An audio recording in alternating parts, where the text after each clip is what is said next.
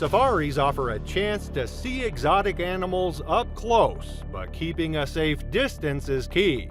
Sometimes it's not the animals that cause danger, but human stupidity. Today, we're diving into the worst safari attacks ever caught on camera. Let's get started. August 15, 2006 began like any other sweltering morning at Sundarban's Tiger Reserve in West Bengal, India. The air was thick with humidity, and by 9 a.m. the temperatures had already climbed to 90 degrees Fahrenheit. For 52-year-old Arun Chatterjee, a photographer from Mumbai, it was the perfect day for an adventure, one that would tragically be his last. Arun had always been passionate about travel and photography, using every opportunity to explore India's most breathtaking landscapes. Born and raised in a middle-class family in Mumbai, he had spent decades working in commercial photography, capturing everything from cityscapes to cultural festivals. But his true love was wildlife photography, a hobby that had taken him across India in search of the perfect shot. Tigers in particular had always fascinated him, though his experience with them had been limited to guided safaris and nature documentaries. When Arun arrived at Sundarban's Tiger Reserve, he was eager to get up close with India's most iconic predator, the Bengal tiger. He had invested in high-end camera equipment and was determined to capture something truly breathtaking. His wife Malini had warned him to be careful, but Arun wasn't concerned. He had been on safaris before, and as long as he followed the rules, he saw no reason to worry. But what he didn't realize was that the Sundarbans was unlike anywhere he had been before. And that morning, one particular tiger was waiting, a 470-pound predator named Agnaban, who had been growing more aggressive by the day. The Bengal tiger is one of nature's most perfect killing machines. Adults can weigh up to 500 pounds, with males being significantly larger than females. Their powerful jaws can generate a bite force of 1,050 pounds per square inch, strong enough to crush a wild boar's skull. These apex predators can sprint at speeds reaching 40 miles per hour, and their retractable claws, measuring up to 4 inches in length, can disembowel prey with a single swipe. In the wild, Bengal tigers are known to hunt prey much larger than humans, including buffalo and even young elephants. At 9:45 a.m., Arun entered the Sundarban's Tiger Reserve Safari Zone in a rented Mahindra Scorpio, eager to photograph the region's famous Bengal tigers. The 1,235-acre reserve allowed visitors to drive through designated enclosures, following strict guidelines to remain inside their vehicles. Despite multiple warning signs stating "stay inside vehicle" in both English and Bengali, Arun was more focused on getting the perfect shot than on safety protocols. With his duffel bag of camera equipment beside him, he navigated the winding dirt roads, unaware that his eagerness for a better view would soon put him in deadly proximity to one of the reserve's most dangerous tigers. Agnaban, a 12-year-old male Bengal tiger weighing 470 pounds, had been displaying unusual behavior that morning. The massive cat had skipped his morning feeding, something the forest rangers had noted but hadn't considered serious enough to close his enclosure. Park records would later show that Agnaban had been increasingly aggressive in recent weeks, charging at vehicles more frequently than usual. At 10:03 a.m., Arun's vehicle entered Agnaban's territory. The morning heat had left most tigers lethargic, but Agnaban was active, pacing near the tree line. Security footage shows Arun's Scorpio slowing to a stop approximately 30 feet from the tiger. Seeing an opportunity for a good shot, he remained inside his vehicle, positioning his camera through the open window while keeping his duffel bag on the passenger seat. For several minutes, Arun focused on capturing the tiger, switching between lenses in his bag. As he adjusted his framing, he realized he needed his zoom lens for a closer shot. He rummaged through the duffel bag, checking every compartment before noticing it wasn't inside. It was in the trunk. He considered reaching back for it, but quickly realized the Scorpio's compact interior and rear storage divider made it impossible to access from the front. The only way to get to it was to step outside. He hesitated, glancing between the trunk and the tiger, which was still pacing near the brush. The safest choice was to stay inside, but the shot would be better with the zoom lens, and he was already here. Finally, he made his decision. Opening the door, he stepped out and closed it behind him. Moving cautiously, he kept an eye on Aghnaban as he walked to the trunk. The tiger remained near the brush, uninterested, or so it seemed. Arun quickly retrieved the lens, attached it to his camera, and took a few more shots before deciding he had what he needed. With his focus back on his equipment, he turned away from the tiger and started back toward the driver's seat. Just as he reached for the door handle, the attack came. Aghnaban lunged, covering the distance in seconds. Arun barely had time to react before the tiger's massive paw slammed into his back, throwing him against the side of the vehicle. The sharp crack of bone meeting metal echoed through the clearing as he collapsed against the car. His duffel bag still sat undisturbed on the passenger seat, but the zoom lens he had stepped out for no longer mattered. Arun barely had time to roll over before Aghnaban struck again. The tiger's massive claws raked across his chest, tearing through fabric and skin with ease. As he tried to crawl backward, Aghnaban clamped his jaws around Arun's upper arm, crushing bone and muscle instantly. Arun grabbed the door handle with his free hand, struggling to pull himself up, but Aghnaban yanked again, wrenching his body away from the vehicle. His legs kicked up dust, his heels dragging trenches in the dirt as the tiger hauled him toward the tree line. The grip shifted, Aghnaban's powerful jaws closing around the base of his neck. The attack lasted only seconds. The moment Aghnaban disappeared into the dense undergrowth, the jungle fell silent. By the time park rangers arrived, only his shattered camera and deep claw marks in the dirt remained. Park rangers responded within minutes, alerted by a motion-activated security camera monitoring the enclosure, which detected sudden movement near Arun's vehicle. At first, they assumed he had simply stepped out to adjust his equipment, but when the footage showed Aghnaban charging and taking him to the ground, they immediately dispatched a response team. However, rescuing Arun proved impossible. By the time rangers arrived, Aghnaban had already dragged him into the undergrowth, his massive frame obscured by the dense foliage. The tiger remained close to the attack site, circling the area with tense territorial aggression. When rangers attempted to approach it in their vehicle, Aghnaban bared his teeth, growling and swiping at the ground, a clear warning to stay back. It took 3 tranquilizer darts and 27 minutes before Aghnaban finally retreated into the undergrowth, allowing rangers to approach the attack site. By then, there was nothing they could do. Arun had already sustained catastrophic blood loss. The initial bite had severed his subclavian artery, and the trauma from multiple deep lacerations and crushed bone had left no chance of survival. His body was recovered and transported to SSKM Hospital in Kolkata, where he was officially pronounced dead at 11:42 a.m. The autopsy revealed the devastating extent of Aghnaban's attack. Arun had sustained compound fractures to his left shoulder and upper arm, with deep bite marks penetrating to the bone. The force of the initial impact against the vehicle had caused severe bruising and internal injuries, while Aghnaban's claws had torn through his chest and abdomen, leaving deep lacerations. The final bite, which crushed his neck and severed his spinal cord, ensured that the attack was fatal within moments. Sundabaran's Tiger Reserve faced intense scrutiny following the incident. Investigations revealed that Aghnaban had displayed aggressive behavior toward vehicles several times in the month leading up to the attack, yet no additional safety measures had been implemented. The reserve was fined 50 million rupees for negligence and was temporarily closed for safety reviews. Aghnaban was relocated to a specialized wildlife sanctuary in Maharashtra, where he lived out his remaining years without further incident.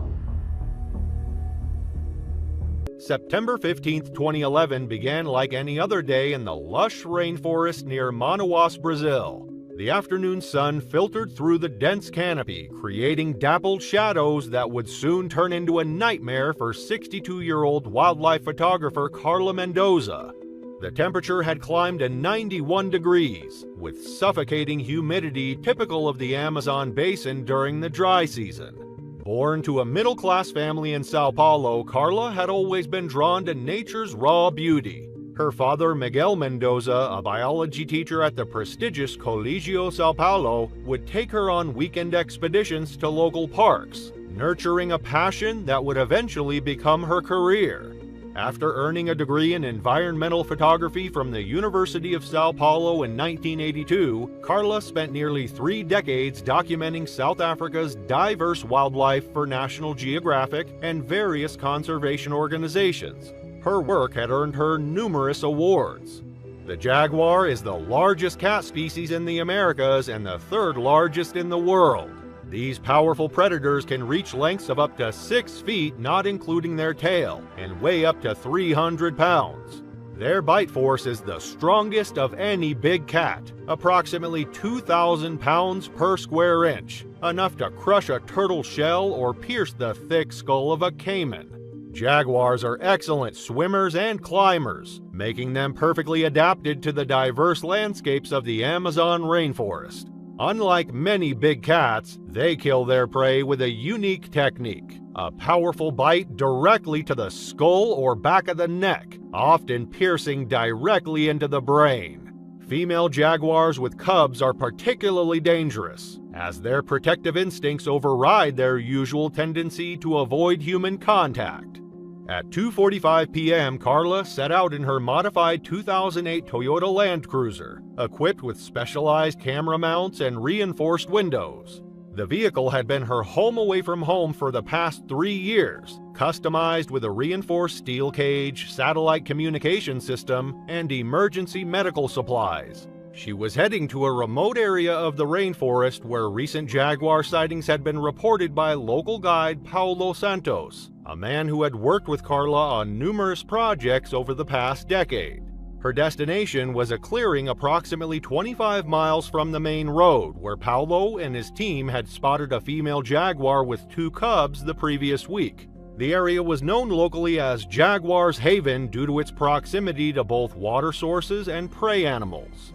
At 4:17 p.m., Carla reached the clearing. The humidity had risen to 85%, making the air thick and visibility challenging through the vehicle's windows. She positioned her Land Cruiser near a small stream, knowing that jaguars often followed waterways when hunting. What Carla didn't realize was that she had inadvertently positioned her vehicle between a female jaguar and her preferred hunting ground.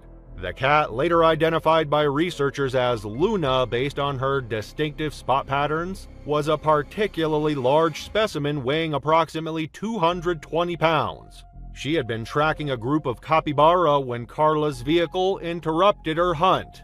At 5:23 p.m., the attack came without warning. Luna launched herself at the driver's side of the vehicle. Her powerful frame slammed against the reinforced window with enough force to create spiderweb cracks across its surface. The impact was so violent it rocked the entire Land Cruiser. Carla, startled by the sudden attack, immediately dropped her $12,000 camera and attempted to start the engine. The key turned, but in her panic, she had forgotten to press the clutch, causing the engine to stall. Luna, unlike most big cats that might retreat after an initial failed attack, persisted with frightening determination. She circled the vehicle, her muscular body tense with predatory focus, occasionally rising on her hind legs to slam against the windows. The reinforced glass, designed to withstand normal wildlife encounters, began to fail under the repeated impacts of her 2,000-pound PSI bite force. At 5:27 p.m., the driver's side window finally gave way with a deafening crash. Luna's massive paw, armed with retractable claws capable of tearing through thick hide, swiped through the opening. Her claws caught Carla's left shoulder, pulling her toward the shattered window. The force of her grip was enough to tear through her heavy photography vest and into the muscle beneath. With one powerful movement, she pulled her halfway through the window, shards of safety glass cutting into her torso. Her jaws clamped down on her neck, employing the same killing technique used on caimans and capybaras. The bite force crushed her cervical vertebrae, severing her spinal cord instantly. Park rangers discovered the scene during their routine evening patrol of the area at 6:45 p.m. Guide Paulo Santos had become concerned when Carla missed her scheduled radio check-in at 6 p.m. and had notified the ranger station. Lead Ranger Marco Oliveira and his team found the scene horrifically preserved in the fading daylight. Carla's body was partially dragged from the vehicle, with characteristic jaguar bites to the base of the skull. The attack site showed signs of a brief but violent struggle, with blood spatter indicating Luna had attempted to drag her body into the undergrowth. Dr. Maria Fernandez, the chief medical examiner at Manaus Central Hospital, conducted the autopsy the following morning. Her report revealed that death had been almost instantaneous. Luna's bite had severed Carla's spinal cord between the C3 and C4 vertebrae, causing immediate paralysis and death. Additional wounds included deep claw marks across her shoulders and chest, a crushed larynx from the initial bite, and defensive wounds on her hands and forearms. The investigation revealed that Luna's cubs were in a den just 100 feet from the attack site, explaining her aggressive behavior. The incident led to sweeping changes in safety protocols, including mandatory armed escorts for photographers working in known jaguar territories and stricter vehicle safety requirements. The news of Carla's death devastated both her family and the wildlife photography community. Her daughter Elena, also a photographer, led efforts to improve safety standards for wildlife photographers working in dangerous environments. The local indigenous communities who had often guided Carla through the rainforest held a traditional ceremony in her honor, recognizing her years of work documenting their land and its wildlife. The Brazilian Wildlife Photography Association established new safety protocols in response to the incident, requiring all photographers to carry emergency beacons, travel with armed guides, and use vehicles with regularly inspected safety features. These regulations have since become standard practice throughout South America's wildlife photography industry. Today, a small memorial stands at the entrance to Jaguar's Haven, serving as a stark reminder that even with modern technology and decades of experience, nature's apex predators command respect and caution.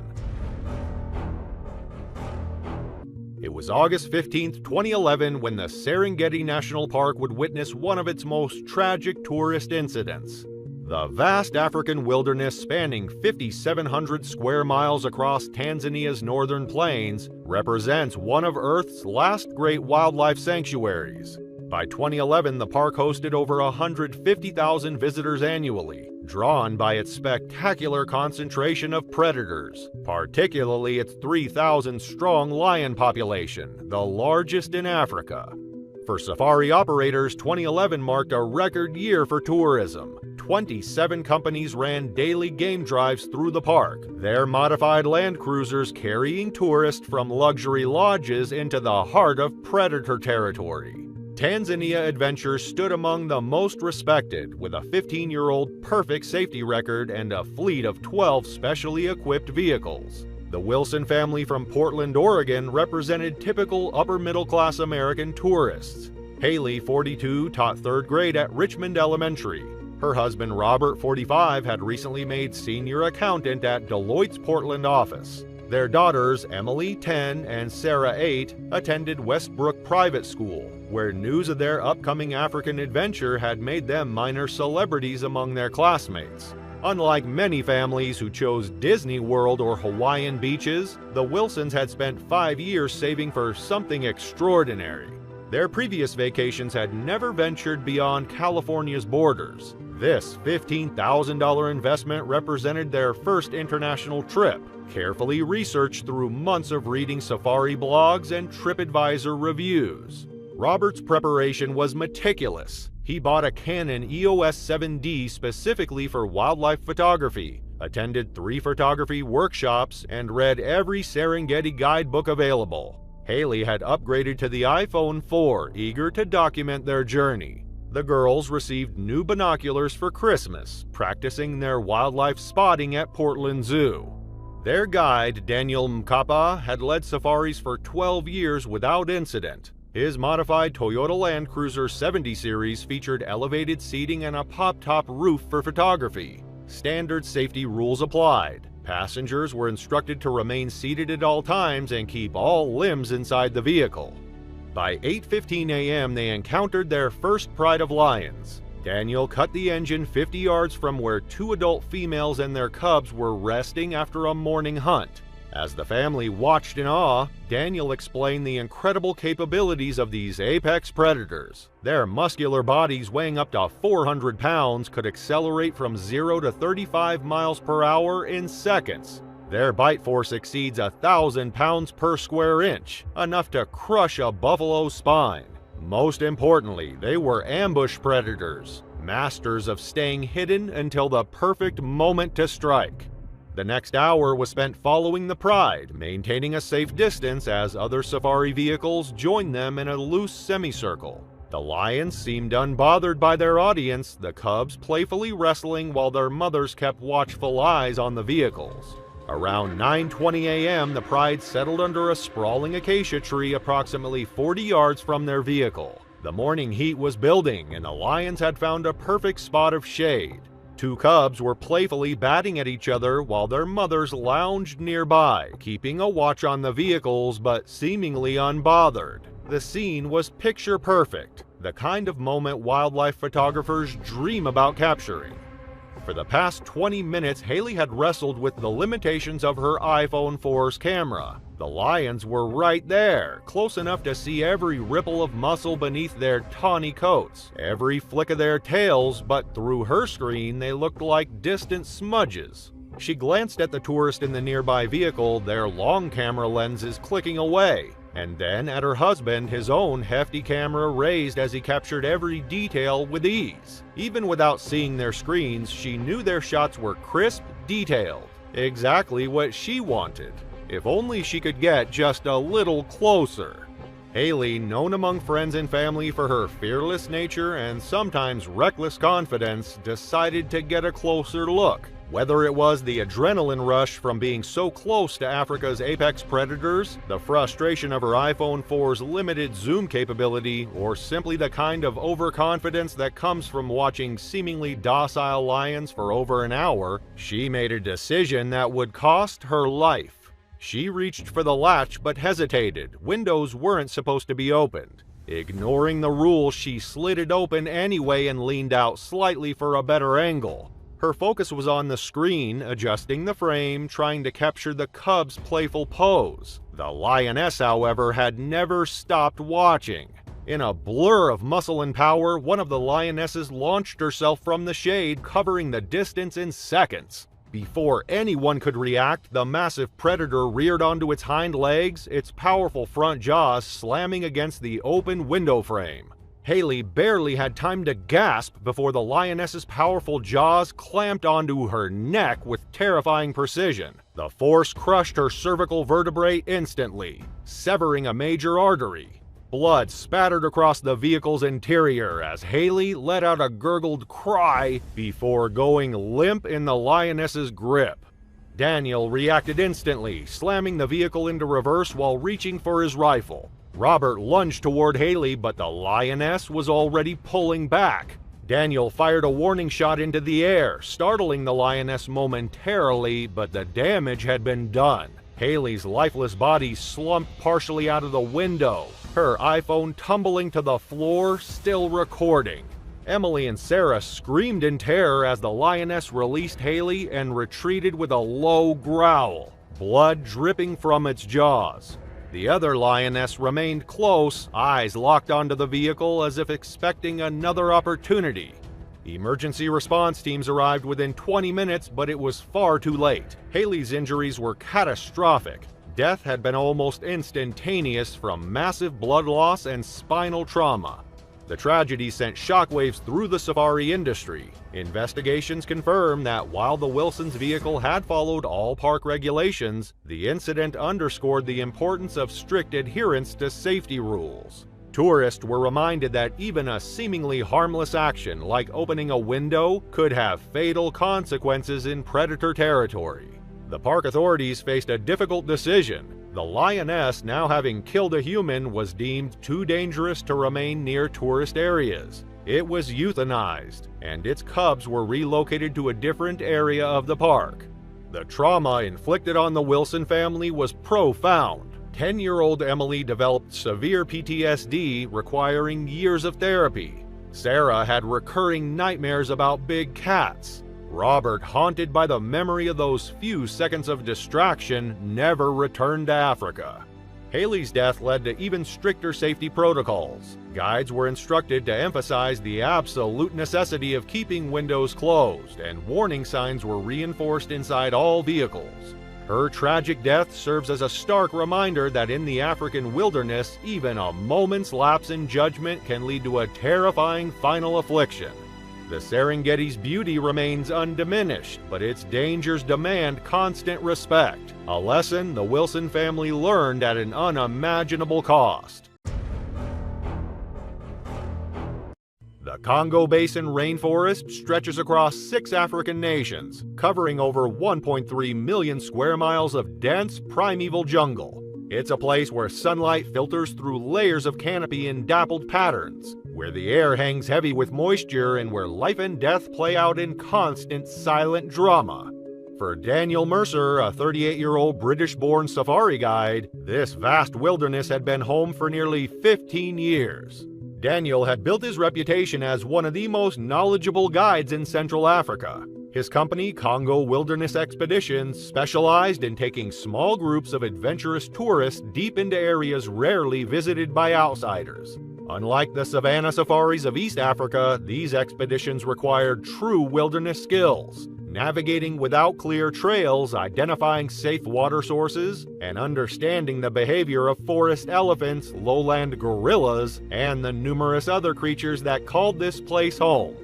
By May 2019, Daniel had led over 200 successful expeditions. His weathered face, framed by a salt and pepper beard, bore the lines of someone who had spent years under the equatorial sun. His lean, muscular frame moved through the jungle with practiced ease, each step deliberate and sure. Clients described him as calm, methodical, and supremely confident, qualities that had kept him alive in one of Earth's most unforgiving environments.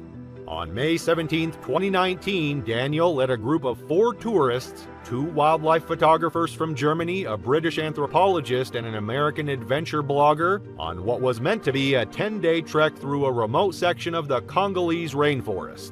The expedition had been meticulously planned to coincide with the beginning of the rainy season, when the forest would be at its most vibrant. For the first 3 days, the journey progressed exactly as planned. The group documented rare bird species, observed a family of lowland gorillas from a respectful distance, and marveled at the cathedral-like spaces beneath the towering kapok trees. Daniel's expertise was evident in every aspect of the expedition, from the efficient camp setups to his ability to spot nearly invisible wildlife in the dense foliage. On the 4th day, the group needed to cross the Lulonga River, a tributary of the mighty Congo. The river, swollen from recent rains, presented a significant obstacle. Daniel spent the morning scouting for a suitable crossing point, eventually identifying a section where a massive fallen kapok tree created a natural bridge across the narrowest part of the waterway. What Daniel couldn't know was that the fallen tree had created more than just a crossing. It had formed a perfect hunting blind for one of Africa's most patient predators. A massive Nile crocodile measuring nearly 15 feet from snout to tail tip had claimed this section of river as its territory. Unlike their savanna counterparts that often bask visibly on riverbanks, rainforest crocodiles tend to remain hidden, their dark bodies perfectly camouflaged against the muddy river bottom. This particular specimen was estimated to be at least 70 years old, a survivor from a time before civil wars and poaching had decimated much of the region's wildlife. Its prehistoric body bore the scars of countless battles, its primitive brain honed by decades of successful hunts. It had learned that fallen trees often force animals to cross at predictable points, creating perfect ambush opportunities. The afternoon sun filtered through the canopy, casting dappled shadows across the water's surface. The air was thick with humidity, the constant background noise of insects and distant monkey calls creating the familiar soundtrack of the rainforest. Daniel approached the river's edge, his experienced eyes scanning for any signs of danger, ripples in the water, unusual bird behavior, or tracks in the mud that might indicate the presence of predators. Satisfied with his assessment, Daniel stepped into the shallow water at the river's edge to test the stability of the log before allowing his clients to cross. The water was murky, stained the color of tea by tannins from decomposing vegetation, visibility limited to just a few inches below the surface. The crocodile, perfectly still on the river bottom, was completely invisible. Daniel placed his weight on the log, testing its stability with practiced movements. The clients stood back on the bank, cameras ready to document the crossing. None of them noticed the subtle shift in the water surface about 20 feet upstream, the only warning of what was about to happen. In a split second, the placid scene transformed into chaos. The crocodile launched itself from the depths with explosive force, its massive body propelled by a powerful tail evolved over millions of years for exactly this purpose. Before Daniel could register the danger, the prehistoric jaws clamped around his right leg with over 5,000 pounds of pressure per square inch, more than enough to crush bone instantly. The attack was so swift, so violent, that Daniel had no time to shout a warning. The massive reptile dragged him into deeper water in a single, powerful movement. The tourists stood frozen in horror as their guide disappeared beneath the surface, the water churning into a frothy red cloud. What happened next lasted only seconds, but would haunt the survivors forever.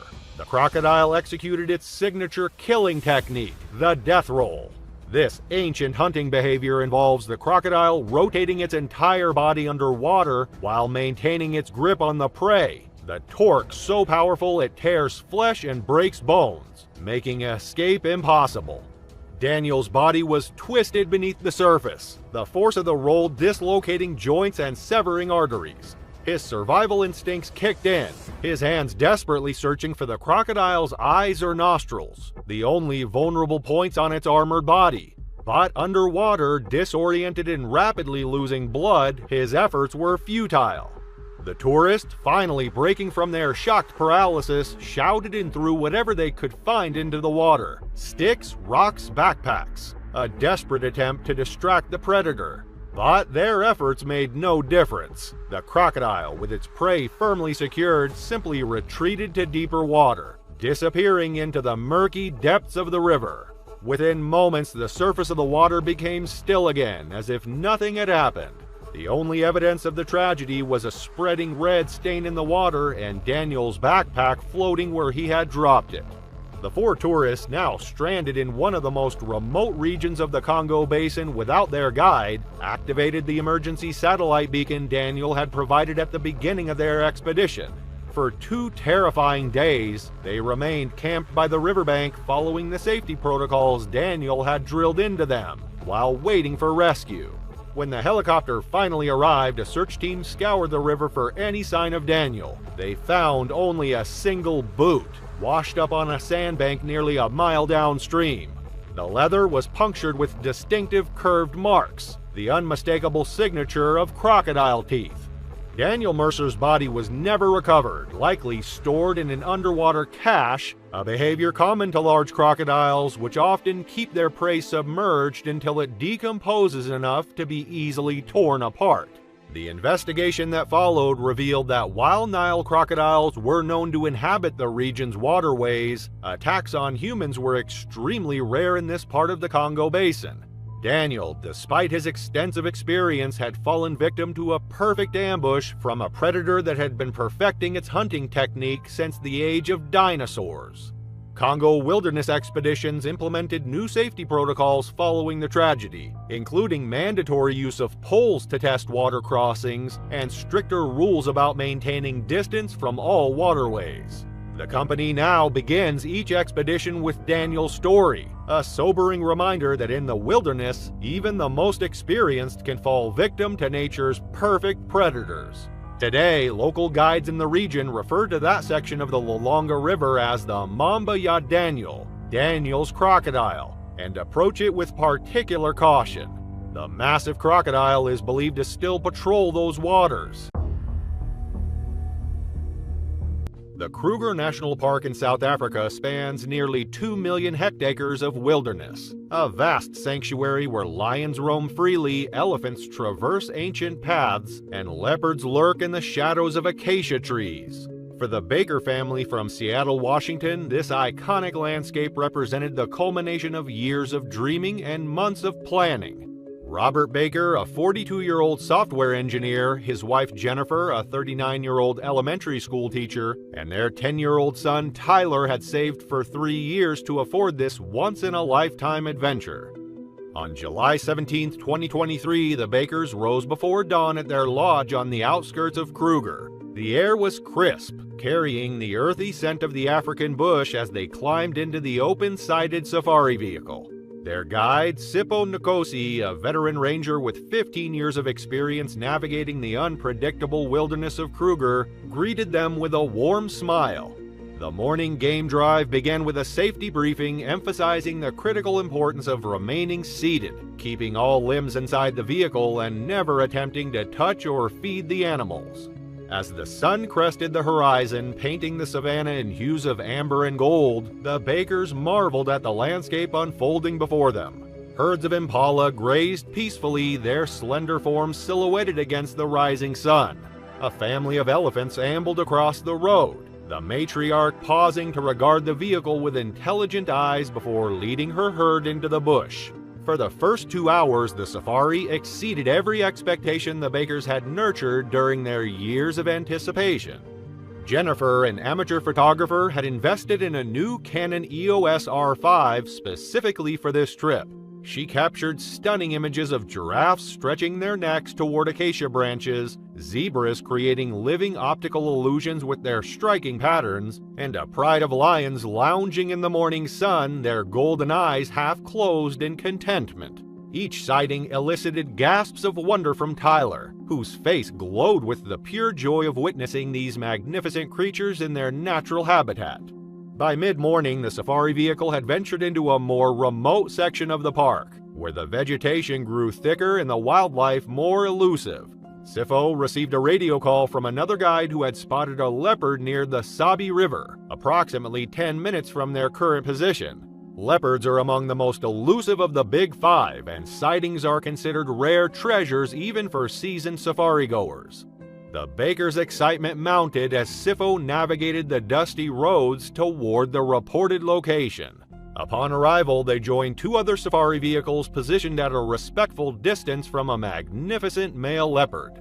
The predator was draped across the low-hanging branch of a marula tree, its spotted coat gleaming in dappled sunlight, powerful limbs dangling languidly on either side of the branch. At approximately 70 kilograms, the leopard represented the perfect combination of lethal power and feline grace. Its amber eyes surveyed the vehicles with apparent indifference, occasionally closing in slow, confident blinks. The Bakers watched in awe, their voices hushed despite being inside the vehicle. Jennifer raised her camera, capturing frame after frame of the magnificent predator. Through her telephoto lens, she could see the individual spots on the leopard's coat, the whiskers twitching slightly in the breeze, the powerful muscles rippling beneath its fur with each subtle movement. But the distance and the angle of the vehicle meant that the branches partially obscured her perfect shot. After 20 minutes of observation, one of the other vehicles departed, creating an opportunity for Sipho to reposition their vehicle for a better vantage point. He carefully maneuvered to a spot approximately 15 feet from the tree, cutting the engine to minimize disturbance. The leopard remained on its perch, seemingly unperturbed by the vehicle's movement. Its tail swayed hypnotically, occasionally flicking with greater emphasis, a subtle warning sign that experienced guides recognize, but tourists often misinterpret as playfulness. Jennifer continued photographing, but frustration began to build as she reviewed her images. The window frame of the safari vehicle created a dark border in her shots, and the protective mesh screen designed to prevent exactly the tragedy that would soon unfold slightly blurred her otherwise perfect images. The leopard shifted its position, stretching its magnificent form along the branch, presenting an even more spectacular pose. In that moment, Jennifer made the decision that would cost her her life. Despite the explicit safety briefing and the clearly posted warnings throughout the vehicle, she quietly moved the mesh screen aside just enough to position her camera lens through the opening. The action took less than 3 seconds, a momentary lapse in judgment driven by the desire for the perfect photograph. The change was immediate. The leopard's posture transformed from relaxed to alert. Its ears swiveled forward to focus on the new opening in what had previously registered as a single harmless entity. Predators in Kruger have learned to ignore safari vehicles as non-threatening objects, but the absence of the security mesh changes the equation, revealing the vulnerable human occupants inside. Sifo noticed Jennifer's vulnerable position and the leopard's changed demeanor simultaneously. His hand moved toward the ignition, intending to start the engine and create noise to deter any potential aggression. But the leopard moved with the explosive speed that makes these predators so lethal in the wild. In a blur of spotted fur and rippling muscle, the leopard launched from the branch, covering the 15-feet distance to the vehicle in a series of bounds that defied human reaction time. It landed on the vehicle's side with precision, one paw hooking the window frame, the other reaching through the opening to sink razor-sharp claws into Jennifer's shoulder. The force of the impact knocked Jennifer sideways into Robert, who instinctively wrapped protective arms around Tyler. The leopard's jaws found Jennifer's neck, powerful canines designed for delivering a killing bite to prey animals now puncturing human flesh. Blood sprayed across the interior of the vehicle as the predator attempted to drag Jennifer through the window opening. A leopard's jaws can generate over 300 to 400 pounds of pressure per square inch, enough force to effortlessly crush the skull of a baboon or pierce the thick hide of an antelope. For a human, it's nothing less than deadly. Sifo reacted with the speed and decisiveness of an experienced ranger. He started the engine and accelerated sharply, simultaneously reaching for the emergency air horn mounted on the dashboard. The sudden movement and the blaring horn momentarily confused the leopard, causing it to release its grip just enough for Sifo to create distance between the vehicle and the predator. But the damage had been done. Jennifer slumped against the seat, her neck catastrophically injured, blood pumping from severed arteries. Robert pressed his jacket against the wounds, his hands trembling as he attempted to stem the bleeding. Tyler sat frozen in horror, his young mind struggling to process the sudden transformation of their dream vacation into a nightmare. Sifo radioed for emergency assistance while driving at maximum safe speed toward the nearest park gate, where a medical evacuation team was scrambled. Despite their rapid response and Robert's desperate efforts to keep pressure on the wounds, Jennifer Baker was pronounced dead upon arrival at the Skukuza Medical Facility. The official cause of death was a sanguination, from multiple lacerations to the carotid artery and jugular vein. The incident sent shockwaves through Kruger National Park and the wider safari tourism industry.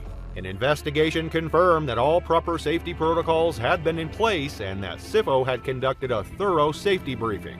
The tragedy was attributed solely to Jennifer's decision to open the window, a violation of the most fundamental safari safety rule.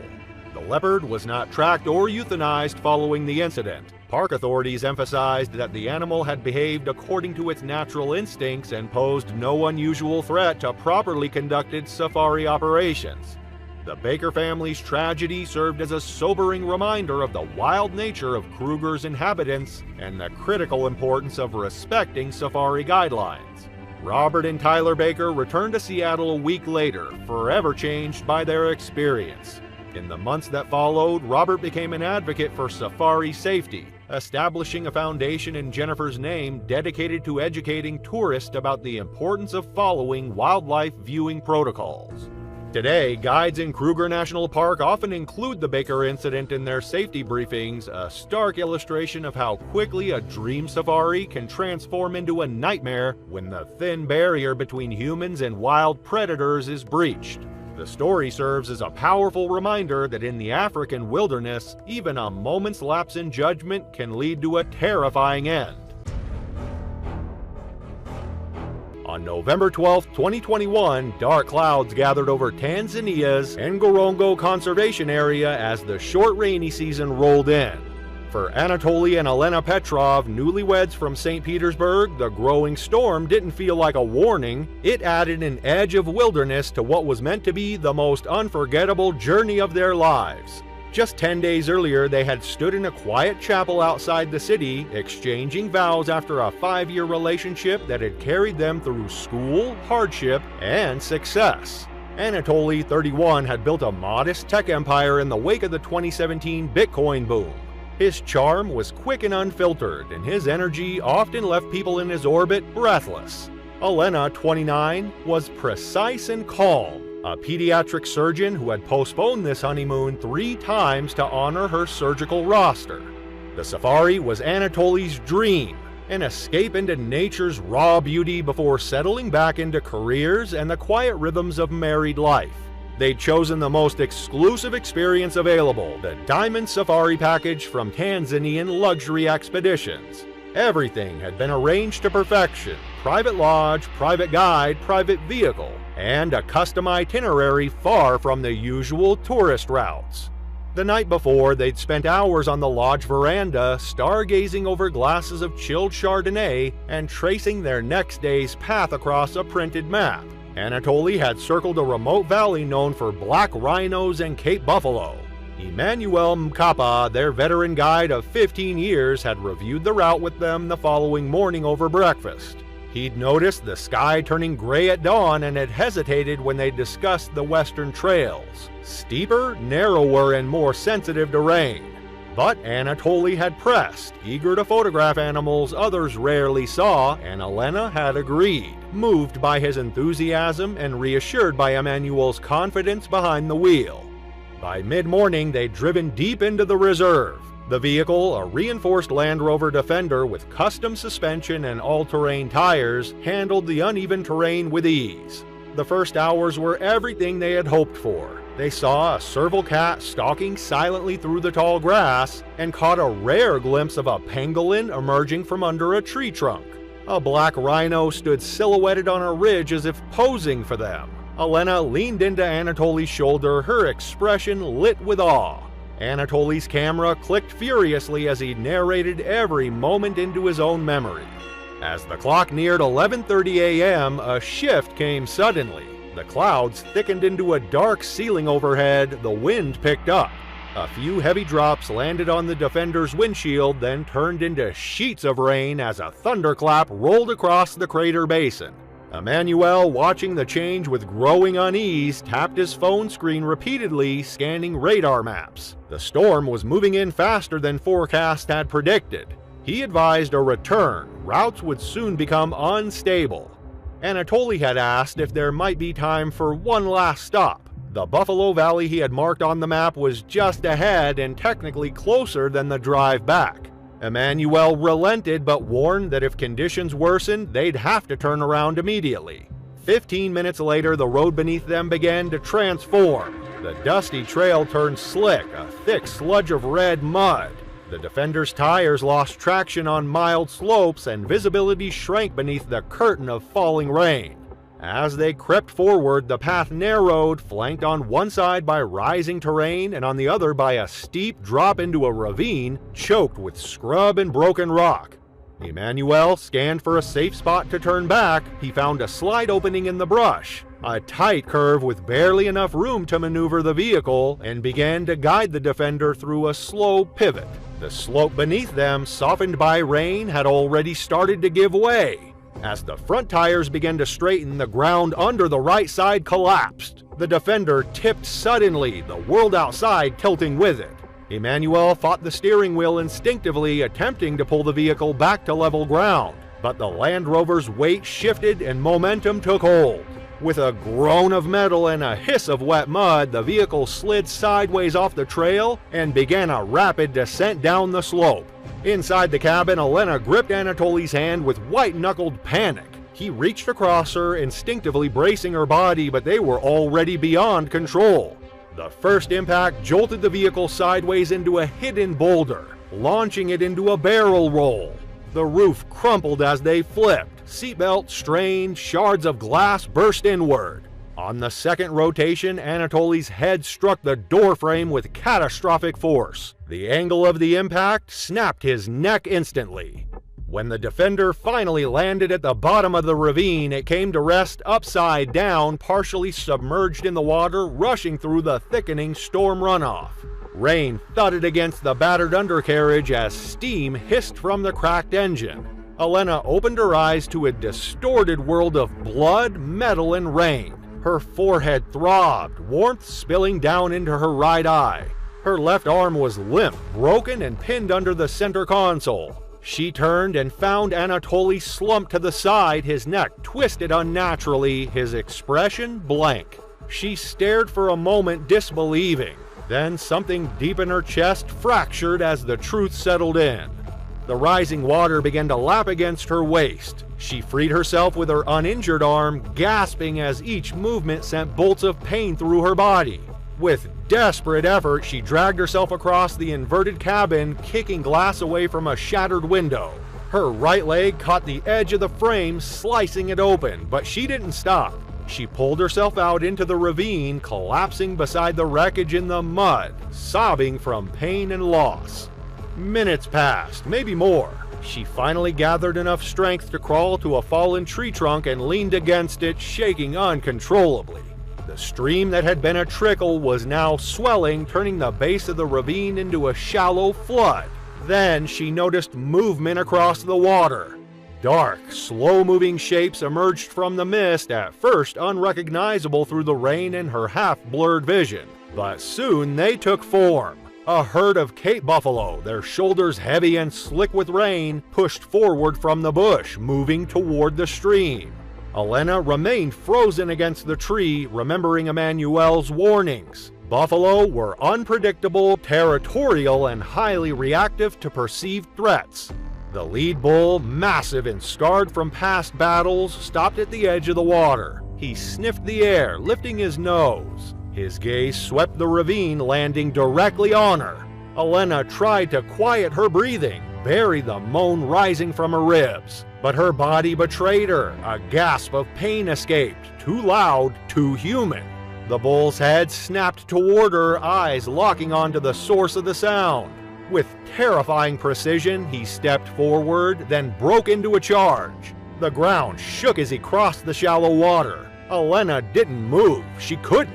The bull struck her midsection with full force, his horns lifting her off the ground and tossing her into the mud. Before she could process what had happened, he was on her again. Horns stabbing into her torso, hooves trampling her chest and shoulders, breaking bones with every impact. She faded quickly, her consciousness slipping away as the herd passed over her, indifferent and unrelenting. The search team found the wreckage the following morning. The Land Rover was buried halfway in the mud, its tires jutting skyward. Emmanuel's body remained strapped in the driver's seat, crushed against the steering wheel. Anatoly had been thrown partially through a broken window during the descent. Elena's remains were discovered farther downstream, her body bearing unmistakable trauma from horn strikes and trampling. The incident triggered a formal investigation by the Ngorongoro Conservation Authority. It confirmed what Emmanuel's logs already showed. He had expressed concern about the forecast, but had proceeded with the couple's request to explore deeper trails. While technically within policy at the time, his decision to continue after the rain began was deemed a critical lapse in judgment. The route they took had a known history of slope erosion during wet conditions. Tanzanian luxury expeditions responded by overhauling its weather protocols, banning off-trail excursions during the rainy season, and requiring real-time terrain monitoring for all private safaris. Emergency response standards were tightened, and access to Western Rim trails was partially restricted until further notice.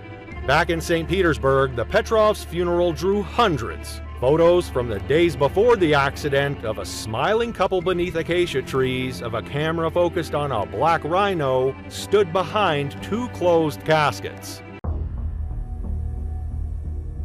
September 15, 2012 began like any other autumn morning at Wild Safari Adventures in Phoenix, Arizona. The temperature had already climbed to 85 degrees by 9 a.m. promising another scorching day in the desert. The park, known for its unique drive-through experience, allowed visitors to observe exotic animals from the safety of their vehicles, or at least that's what the brochure promised. African lions are among nature's most impressive predators. Males can weigh up to 550 pounds and measure up to 10 feet in length from nose to tail. Their powerful jaws can generate a bite force of up to 1,000 pounds per square inch, easily crushing bones and tearing through metal. In the wild, lions are known for their strategic hunting abilities, often working in groups to take down prey much larger than themselves. Their muscular build allows them to leap up to 36 feet horizontally and reach speeds of up to 35 miles per hour in short bursts.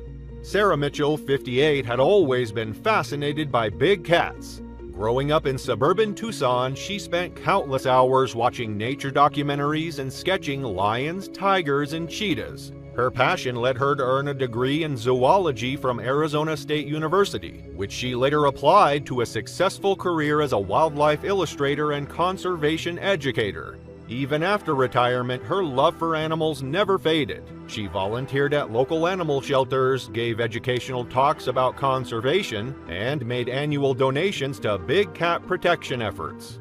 That morning, Sarah decided to celebrate her birthday by visiting wild safari adventures with her adult daughter Emma and her younger sister Jennifer Cooper, 52. The park had recently acquired a new male lion, Zeus, a 7-year-old 520-pound African lion transferred from a facility in South Africa. The massive predator had quickly become the park's star attraction, drawing visitors from across the state.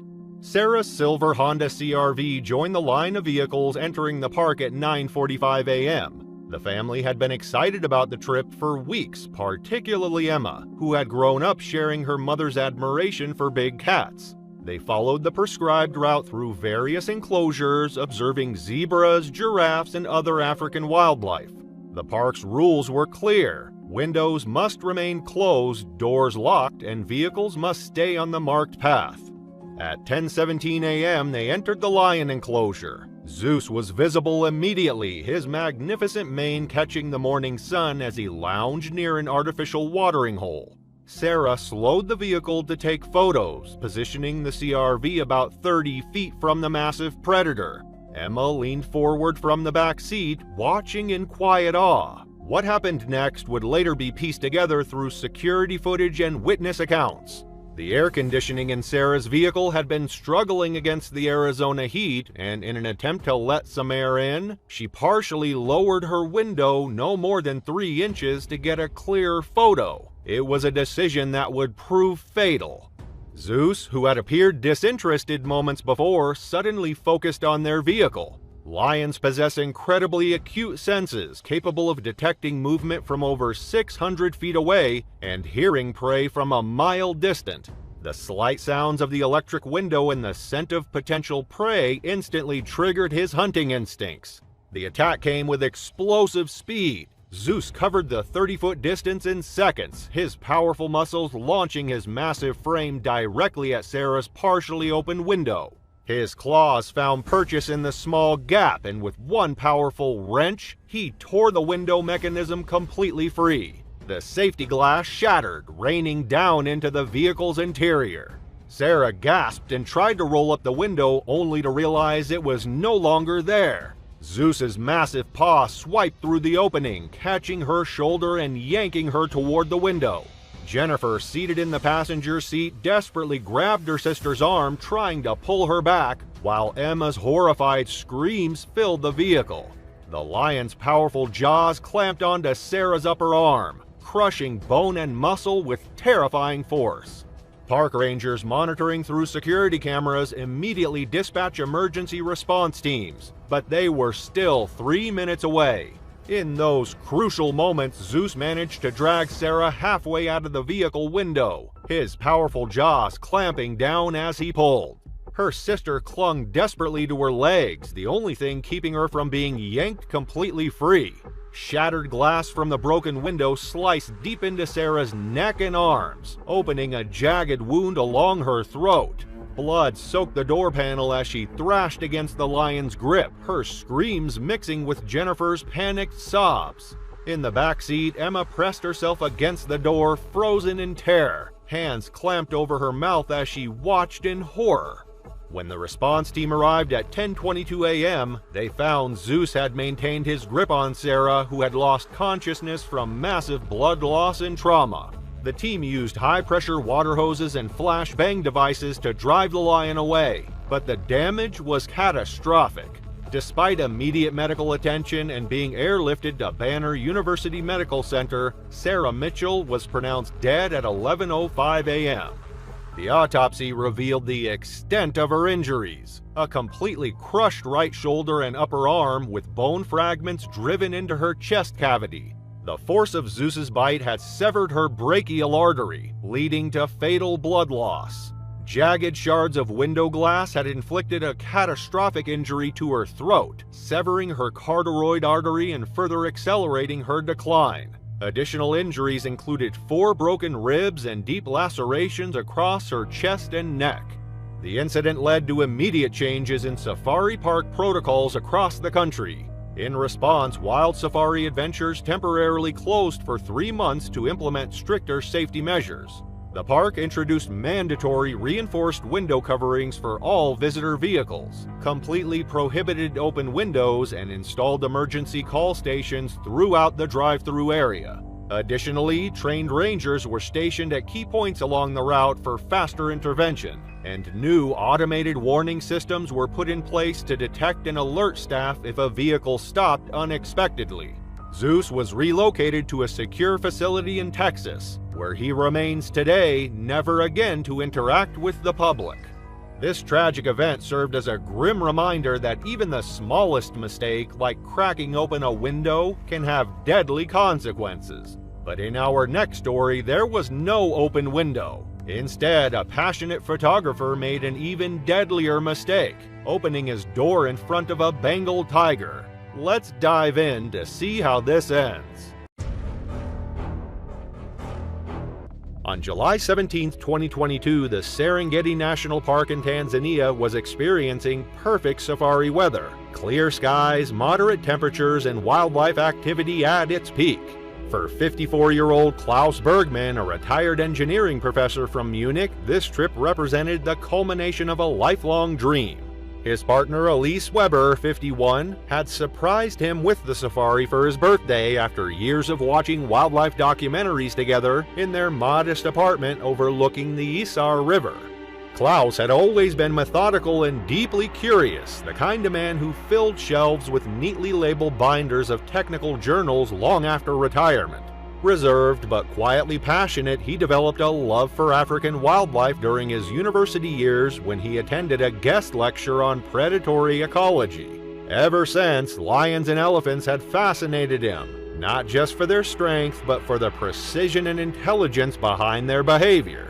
Elise, on the other hand, was the more intuitive and emotionally attuned of the two. She had worked as a school librarian for nearly 2 decades and had a quiet charm that made children instinctively trust her.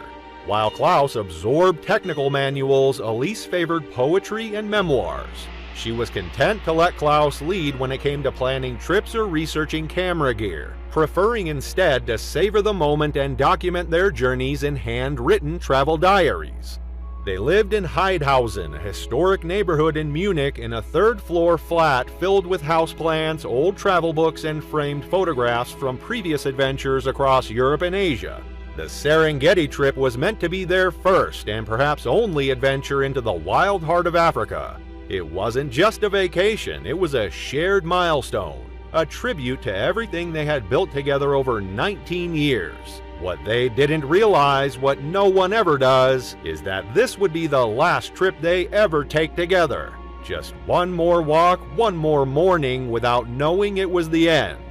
Klaus had meticulously prepared for this journey, purchasing a Canon EOS R5 specifically for wildlife photography, attending 3 photography workshops, and reading every Serengeti guidebook available. His backpack contained extra memory cards, lens filters, and a notebook where he'd been documenting every species they encountered.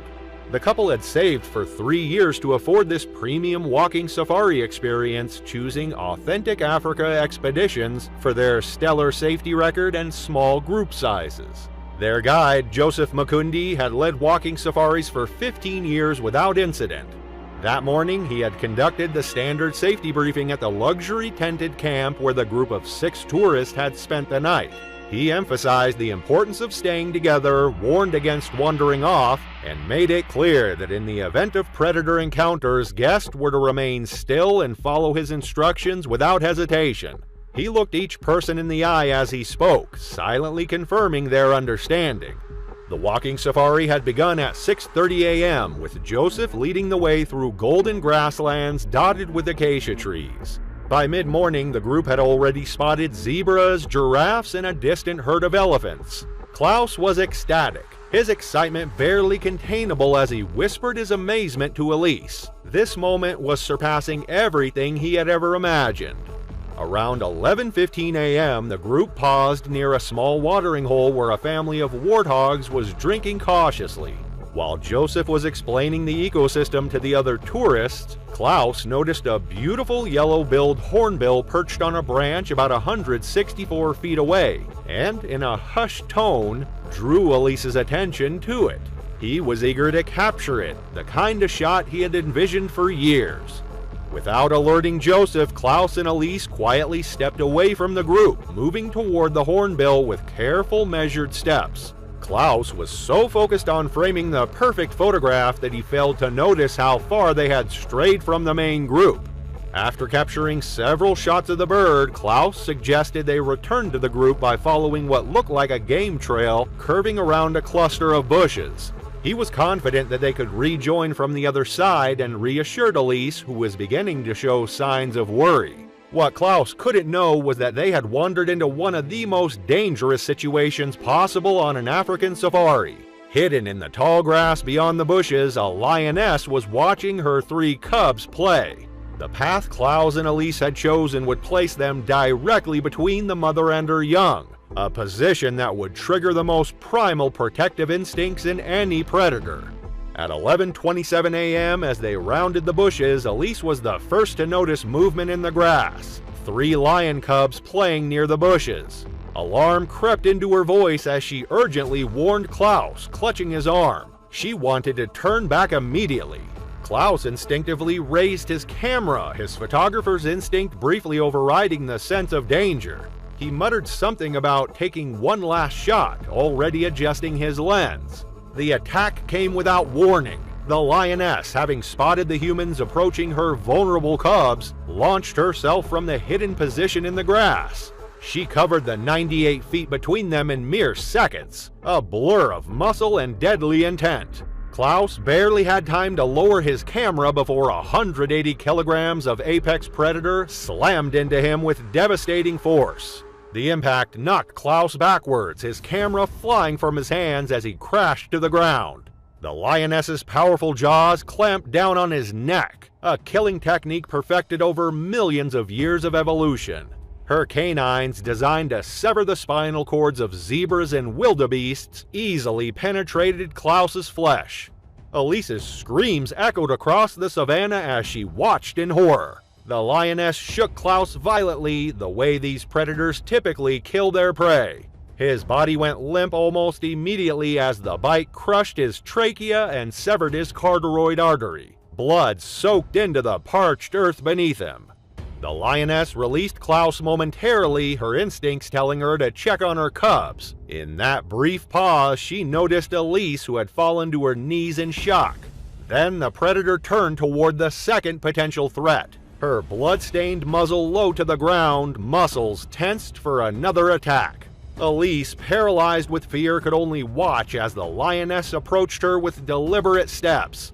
The predator was just 9 feet away when a sharp crack split the air, a warning shot from Joseph's rifle. The lioness hesitated, torn between protecting her cubs and facing this new threat.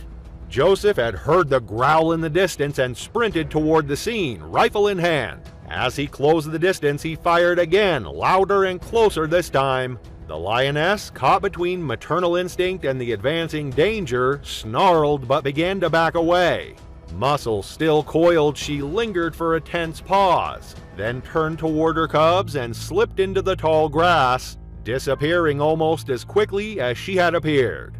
The aftermath unfolded with grim efficiency. Joseph radioed for emergency assistance while attempting to comfort a hysterical Elise, who had sustained deep lacerations to her legs from falling onto thorny brush during the attack. Klaus lay motionless on the blood-soaked ground, his eyes open but unseeing.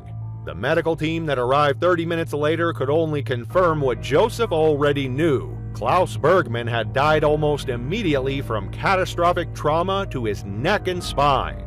The incident sent shockwaves through Tanzania's tourism industry. An official investigation was launched by the Tanzanian Wildlife Authority, focusing on whether safety protocols had been followed. While the guide was found to have delivered the standard briefing, the decision to allow the group to split, however briefly, was flagged as a critical failure. Authentic Africa Expeditions responded by overhauling its procedures. Guests were now required to wear GPS trackers during all walking safaris, and an additional ranger was assigned to shadow every group from a distance. The tragedy also prompted new national guidelines discouraging off-path detours, even for photography. On August 23, 2018, the Okavango Delta in Botswana shimmered under the relentless African sun, temperatures soaring to 104 degrees Fahrenheit by midday. For 38-year-old Luc Moreau, a marketing executive from Lyon, France, this luxury safari represented not just a vacation, but an escape, a hard-earned pause from a relentless, fast-paced life. For nearly 2 decades, Luc had thrived in a high-pressure corporate environment known for his quick thinking, sharp instincts, and tireless work ethic. Colleagues admired him, clients trusted him, and his firm saw him as indispensable. But behind his clean-cut appearance and confident presentations was a man running dangerously low on fuel. He lived alone in a modest, minimalist apartment in Lyon's Confluence district, where floor-to-ceiling windows overlooked the Saône River. Every morning he followed the same routine: 5:30 a.m. gym sessions, black coffee, tailored suit, and a barrage of emails before the office even opened. He rarely took vacations, preferring to rack up unused leave while climbing the corporate ladder.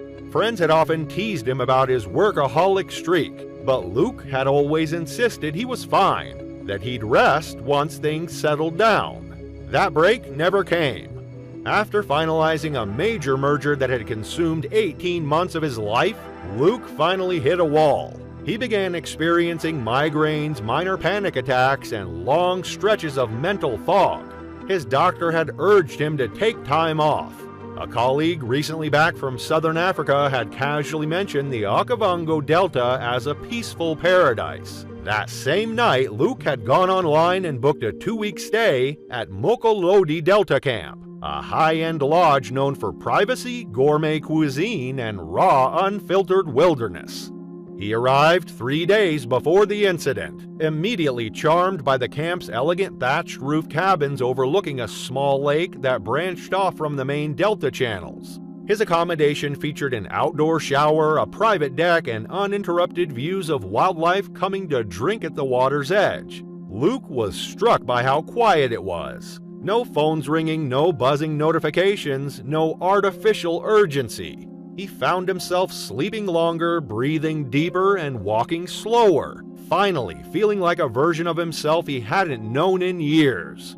During check-in, the lodge manager, Precious Indlovu, had conducted a thorough safety briefing. She had stressed that guests should never walk unescorted after dark and that swimming in the lake was strictly prohibited due to crocodiles and hippos. Luc had nodded along, though his focus had already drifted to the elephants visible just beyond the deck. He didn't mean to be careless, he just desperately wanted to disconnect. That morning, Luc had joined 5 other guests for a 6-hour game drive led by Cabo, an experienced guide with encyclopedic knowledge of the Delta's ecosystem. The Land Cruiser had departed at 5:30 a.m., allowing them to witness a spectacular sunrise over the floodplains. By 10 a.m., they had already spotted lions lounging after a kill, a leopard draped elegantly over an acacia branch, and countless antelope species grazing on the lush vegetation. Cabo had positioned the vehicle perfectly for photographs, explaining the behavior of each animal with passionate detail. As the day heated up, Luke found himself increasingly uncomfortable. Despite the canvas roof of the safari vehicle, the sun beat down mercilessly, and his light linen shirt clung to his back with sweat. He drained his water bottle quickly, accepting a refill from Cabo's cooler. By the time they returned to the lodge at 11:30 a.m., Luke was thoroughly overheated. While the other guest headed to the dining area for lunch, he retreated to his cabin. The shower provided temporary relief, but stepping back into the humid air left him feeling sticky and uncomfortable almost immediately. From his deck, Luke gazed longingly at the lake just 164 feet from his cabin. The water looked cool and inviting, its surface glassy and still in the midday heat. He could see no signs of the dangerous animals mentioned in the safety briefing, no hippo ears protruding from the surface, no crocodiles sunning themselves on the banks. Just clear, tempting water that promised blessed relief from the oppressive heat. Luke checked his watch, 1:15 p.m. The afternoon game drive wouldn't depart until 4 p.m., leaving nearly 3 hours to kill. What he craved was solitude and coolness. He told himself it would just be a quick dip. 5 minutes in and out, no one would even notice. Decision made, Luke changed into swimming trunks and grabbed a towel. He scanned the area around his cabin. No staff members were visible in the midday heat, most likely taking their own breaks between the morning and afternoon activities. As Luke approached the water's edge, he noticed a faded sign partially obscured by vegetation. Danger, no swimming crocodiles. He hesitated briefly, then rationalized his decision. The water was clear enough that he could see the sandy bottom near the shore. Surely any large predator would be visible. Besides, he would stay inside the shallows just deep enough to submerge his overheated body briefly before returning to his cabin. At 1:22 p.m., Luke stepped into the lake, sighing with pleasure as the cool water enveloped his ankles, then his calves. The bottom was firm sand, sloping gradually deeper. He waded out until the water reached his waist, then bent his knees to submerge his shoulders. The relief was immediate and exquisite. He closed his eyes, savoring the sensation of heat leaving his body, completely unaware that his movements had already been detected. The Nile crocodile that had claimed this section of the lake as its territory was a massive specimen, nearly 16 feet long and weighing approximately 1,100 pounds. It had been resting in a reed-covered inlet about 90 feet from where Luke entered the water. Though nearly invisible with only its nostrils and eyes breaking the surface, the ancient predator had immediately sensed the vibration of Luke's entrance into its domain. Crocodiles are patient hunters, having perfected their ambush technique over 200 million years of evolution. This particular specimen began moving toward Luke with barely a ripple, its powerful tail propelling it silently through the water while its body remained completely submerged. Its cold, prehistoric brain registered only one thing: prey had entered its territory. Luke, feeling wonderfully refreshed, decided to wade a few feet deeper to fully immerse himself. The water now reached his chest as he moved parallel to the shore, unaware that death was approaching from behind at frightening speed. His first indication that something was wrong came when he noticed small fish darting away in all directions, a split-second warning that came far too late. The attack was devastatingly swift and precise. The crocodile surged forward in a final explosive burst, its massive jaws clamping around Luke's right thigh with bone-crushing force. Over 3,700 pounds of pressure per square inch, more than enough to shatter his femur instantly, closed on his flesh. Luke's scream of shock and agony echoed across the water, cut short as the crocodile executed its instinctive death roll. The predator spun violently, twisting Luke underwater in a disorienting spiral designed to tear chunks from its prey and drown it simultaneously. Water filled his lungs as he was dragged beneath the surface, his body contorting unnaturally with the force of the rotation.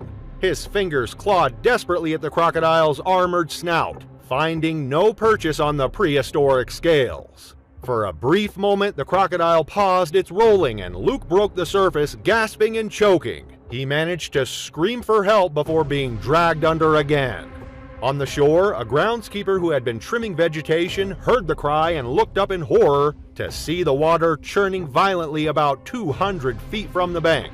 The crocodile rolled again, more powerfully this time. Underwater, Luke felt his consciousness fading as oxygen deprivation and shock took their toll. The pain in his shattered leg had become strangely distant, his body shutting down non-essential functions as it entered survival mode. In his final moments of awareness, he registered being dragged deeper into the lake, away from the shore, away from any possibility of rescue. The groundskeeper ran toward the main lodge, shouting for help. Staff quickly responded, launching a small aluminum boat used for emergency purposes. By the time Cabo and two others reached the lake's center, there was nothing to see but expanding ripples and floating reeds. Luke Moreau had vanished completely, dragged to the crocodile's underwater cache, a submerged hollow in the riverbank where large prey is stored until it begins to decompose, making it easier for the reptile to tear apart. A search was immediately launched, with staff members scanning the shoreline and security personnel notifying local authorities. Lodge guests were confined to their cabins as the grim reality of what had happened became clear. Precious, the lodge manager, contacted the French embassy in Gaborone to report the incident, her voice shaking as she explained the circumstances. Luke's body was discovered nearly 24 hours later, partially submerged in a reed bed approximately 650 feet from where he had entered the water. In warmer, oxygen-rich shallows like this part of the delta, decomposition can sometimes release gases quickly enough to float a body within a day. The crocodile had consumed significant portions of his torso and right leg, leaving behind a grisly reminder of nature's brutal efficiency. A team from the Botswana Wildlife Authority captured and euthanized the crocodile responsible, a notorious specimen that local fishermen had nicknamed Old Ghost for its ability to appear and disappear without warning. Mokolodi Delta Camp temporarily closed for a comprehensive safety review, installing additional fencing around water access points and implementing hourly security patrols. Warning signs were made larger and more prominent, with multilingual instructions about the lethal danger posed by the Delta's predators. Luke's story is a tragic lesson in ignoring the signs: clear water, invisible danger, and one fatal step too far. It was March 9, 1996, when the Zambezi River, flowing majestically past Victoria Falls in Zimbabwe, would witness one of the most horrific hippopotamus attacks ever documented. The river, stretching 1,600 miles through southern Africa, had long been a premier destination for adventure tourism. By 1996, dozens of companies offered canoe safaris along its waters, despite the presence of over 2,000 hippopotamuses, Africa's deadliest large animal. In Africa river guiding, there are two types of guides: those who've had close calls with hippos and those who haven't yet. Heritage Safari Adventures had operated on the Zambezi since 1985, building a reputation for professional river tours. Their safety record was impeccable, thanks largely to experienced guides like Paul Temper. At 27, Paul had logged over 2,000 river trips, earning respect among fellow guides for his knowledge of hippo behavior and river dynamics. Evans Namasango represented the future of Zimbabwe's tourism industry. The 25-year-old had grown up in a village near Victoria Falls where the thunder of the cascading water had been his childhood soundtrack. Despite his family's limited means, Evans had worked tirelessly to earn his guide certification, spending every spare moment learning river navigation and wildlife behavior. His apprenticeship with Paul was his final step toward becoming a full-fledged river guide. The difference between a perfect river day and a catastrophe on the Zambezi can be measured in inches, the distance between a canoe's hull and a hippo's back. That morning, the river conditions seemed perfect. The water level was optimal for canoeing and the weather was clear with light winds. Their group consisted of 3 canoes, Paul in the lead boat with 2 American tourists, Evans in the middle with a German couple, and Mike Smith, another experienced guide, bringing up the rear with photography enthusiasts. Hippopotamuses are Africa's most dangerous large animals, responsible for hundreds of human deaths annually. Their massive bodies can weigh up to 3,000 pounds, yet they can outrun humans on land. Their jaws, capable of opening 150 degrees and delivering a bite force of 2,000 pounds per square inch, can easily crush a small boat. Most importantly, they're extremely territorial, particularly during the mating season, which coincided with that fateful day in March. By 2:30 p.m., the group had successfully navigated several challenging sections of the river. The afternoon sun illuminated the water perfectly, and their tourist had already photographed elephants drinking at the riverbank and countless water birds. The mood was relaxed as they approached a seemingly calm stretch of river about 3 miles above Victoria Falls. At 2:45 p.m., Paul noticed subtle ripples in the water ahead, a telltale sign of submerged hippos. Following standard protocol, he signaled the group to give the area a wide berth, steering toward the eastern bank. Evans, demonstrating textbook guide skills, began following Paul's lead. The attack came without warning. A massive bull hippo, later estimated to weigh over 4,000 pounds, erupted from beneath the canoe with the force of a capsizing wave. The impact sent Evans and the German tourist flying. The tourists splashed down several feet away, their panicked cries rising as they struggled in the deeper water, kicking toward the reeds along the riverbank. But Evans had landed in the worst possible place, just feet from the hippo's gaping maw. Then, just as suddenly as it had appeared, the hippo vanished beneath the surface, the river swallowing its massive form in a swirl of foam. Paul reacted instantly, directing his tourist toward the bank before turning his canoe toward Evans. The apprentice guide surfaced 15 feet downstream, coughing and dazed, his arms flailing as the current dragged him farther from safety. Paul dug his paddle into the water, surging forward, his outstretched hand closing the distance. Then the river exploded. The hippo surfaced directly beneath Evans, lifting him clear out of the water before its jaws clamped down with bone-crushing force. A sickening crack echoed across the river as the hippo's tusks tore through flesh and muscle. The water turned red in an instant. Paul was just feet away, his paddle inches from Evans' grasp, when the hippo struck again, this time slamming into Paul's canoe with devastating force. The impact sent him hurtling into the river. Before he could react, the hippo was on him. Its enormous tusks pierced his back and chest, dragging him under in a brutal display of strength. The water churned violently as the animal performed its deadly dunking behavior, submerging and surfacing with Paul caught in its grip. Mike Smith, watching from his position downstream, was already signaling for help. His quick thinking got the German tourist safely to shore, but Evans was gone. The Zambezi had swallowed him whole, the river's churning current carrying his lifeless body into the depths. During one surfacing, Paul managed to reach around the hippo's head, desperately searching for its eyes in order to claw at them and distract the animal. The animal responded by shaking him violently, eventually spitting him out. The force of being released sent Paul spinning through the water, his left arm nearly severed from his body.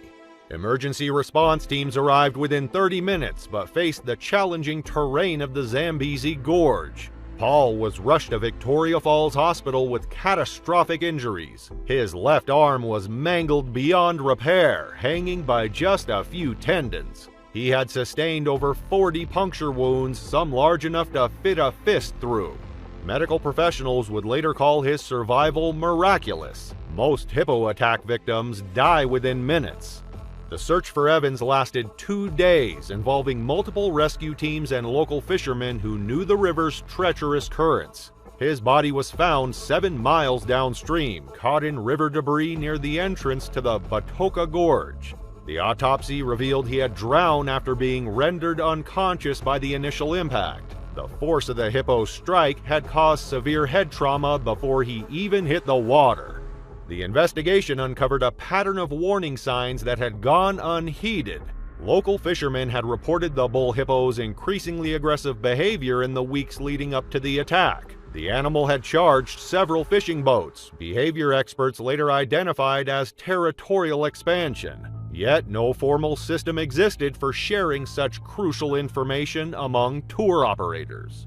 The tragedy led to fundamental changes in Zambezi River operations. Heritage Safari Adventures worked with wildlife authorities to establish the first comprehensive hippo monitoring program. GPS tracking of known aggressive bull hippos became mandatory. Guide training was enhanced to include extensive hippo behavior recognition, and minimum distances from hippopods were doubled from 50 to 100 meters. Evan's death devastated the local guiding community, drawing hundreds to his funeral, where many spoke of his dream to establish a training school for underprivileged youth interested in river guiding.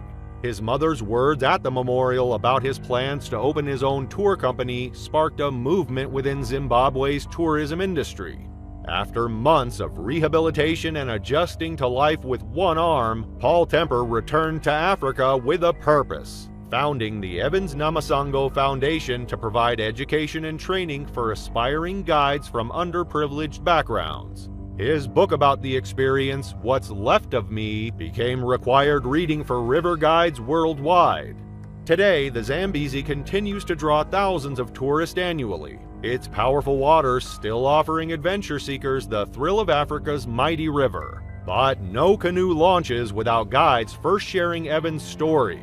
His death led to the safest decade in Zambezi River tourism history, though the hippos remain as territorial and deadly as ever.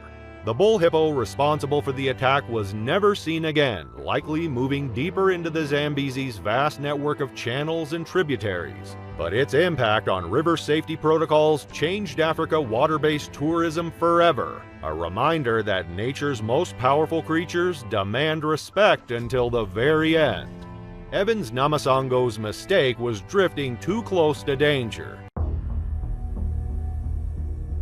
In the endless plains of the Serengeti, Elliot Grant, a seasoned wildlife photographer, crossed paths with one of the most unpredictable killers, a buffalo. In Tanzania's Serengeti National Park, where golden plains stretch beneath the endless sky, wildlife photographer Elliot Grant pursued his lifelong passion. At 52, the British-born photographer was renowned for capturing Africa's most dangerous creatures: lions mid-hunt, protective elephants, and even the elusive black rhino. His work had graced National Geographic and wildlife photographer covers for over 2 decades. Beyond photography, Elliot was known for his generosity, donating images to conservation efforts and mentoring young photographers. Though divorced, he remained close to his daughters, a filmmaker and a marine biologist. Meticulous, patient, and stubborn in pursuit of the perfect shot, these very traits would lead to his tragic fate. On May 12, 2022, Elliot ventured out with his guide Joseph Makundi, a 45-year-old Tanzanian with over 20 years of experience leading safaris through the treacherous beauty of the Serengeti. The morning had been productive. They had photographed a cheetah with her cubs and a massive crocodile sunning itself by a watering hole. But as the afternoon sun began its descent toward the horizon, casting that magical golden light photographers chase around the world, Elliot was still searching for his perfect buffalo shot. The Cape buffalo, known as the Black Death or the Widowmaker, is one of Africa's most dangerous animals. Weighing up to 1,800 pounds and standing nearly 5 feet tall, these unpredictable giants don't flee from humans, they charge. Their curved horns, spanning up to 4 feet, can gore predators or humans with deadly force. Though not their main weapon, their bite can exceed 1,300 psi, easily crushing bone. Each year, they kill more hunters than any other African animal, securing their spot among the continent's Big 5 most dangerous game. The Land Rover bumped along the dirt track, kicking up dust that hung in the air like golden mist. The Serengeti stretched out around them, a vast tapestry of tall grasses swaying in the gentle breeze, punctuated by the occasional acacia tree with its distinctive flat top. The landscape seemed peaceful, almost serene, belying the dangers that lurked within its beauty. About 200 feet away, a small group of Cape buffalo grazed peacefully in a clearing. The setting sun bathed them in amber light, their dark bodies contrasting dramatically against the golden grass. Joseph slowed the vehicle, approaching carefully before cutting the engine about 100 feet from the herd. For 20 minutes, Elliot photographed the buffalo from the safety of the Land Rover, capturing stunning images as they grazed and moved slowly across the landscape. But he wasn't satisfied. The angle wasn't right. The composition wasn't perfect, and Elliot Grant had built his career on perfection. Despite the guide's stern warnings and reminders about safety protocols, Elliot made a decision he would soon come to regret. He quietly slipped out of the vehicle, crouching low with his Canon EOS 1DX Mark III and 600mm telephoto lens. The equipment alone was worth over $15,000, but the images it could capture were priceless to a man who had dedicated his life to wildlife photography. Joseph watched in alarm as Elliot moved away from the vehicle, staying low in the grass, his khaki clothing blending in with the landscape. The guide frantically gestured for him to return, but Elliot's focus had narrowed to the herd ahead, his mind already composing the perfect shot. What neither man noticed was the solitary bull buffalo partially hidden in a depression about 50 feet to their right. Old and battle-scarred, he had been ejected from the herd by younger, stronger males, a common fate for aging bulls. These solitary males are known to be particularly dangerous, their temperaments made unpredictable by years of fighting and the isolation of being cast out from the herd. The bull watched silently as Elliot crept closer to the main herd, its dark eyes tracking the photographer's movement through the grass. Unlike the grazing herd, this bull was alert, its massive head raised, nostrils flaring as it caught Elliot's unfamiliar scent on the breeze. Elliot, focused entirely on the herd ahead, continued his approach. He moved with practiced stealth, pausing occasionally to take test shots, checking his exposure settings. The light was perfect, that magical golden hour when the harsh African sun softens, casting everything in a warm glow that makes colors pop and creates dramatic shadows. At about 40 feet from the herd, Elliot slowly lowered himself onto his stomach, pressing his body into the dry, sun-baked earth. Each inch forward was painstakingly slow, his breath shallow, heart hammering against his ribs. He crawled the final few feet, his elbows digging into the dirt as he reached a small rise that offered the perfect vantage point. His fingers trembled with excitement as he adjusted the camera lens, focusing on a magnificent female buffalo with a young calf nuzzled at her side. It was the kind of intimate, raw family moment that wildlife magazines would pay handsomely for. Behind him, Joseph sat in the Land Rover, scanning the landscape with a practiced eye. The moment he spotted the solitary bull, a sickening chill swept over him. Something was wrong. The bull's stance had shifted, its massive head dipped low, nostrils flaring, muscles coiled tight like a wound spring. Then came the telltale sign, a front hoof scraping at the ground, slow and deliberate. Classic pre-charge behavior. Joseph's voice was a sharp crack through the still air as he called Elliot's name. He fumbled with the ignition, hands shaking, the engine sputtering to life as he slammed his foot onto the gas.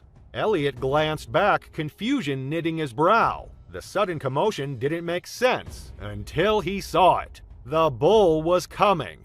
A Cape buffalo could explode from stillness to full throttle charge in seconds. A hulking mass of muscle and fury closing the distance at an impossible speed. Panic jolted through Elliot's body, his instincts screamed at him to move, but his limbs felt sluggish, weighed down by the crushing grip of fear.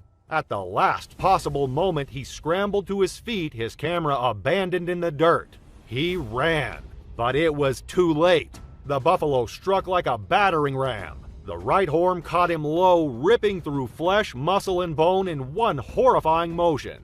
Pain, white-hot, searing, exploded through his body, but only for an instant. The force lifted him clear off the ground, his limbs flailing like a broken marionette.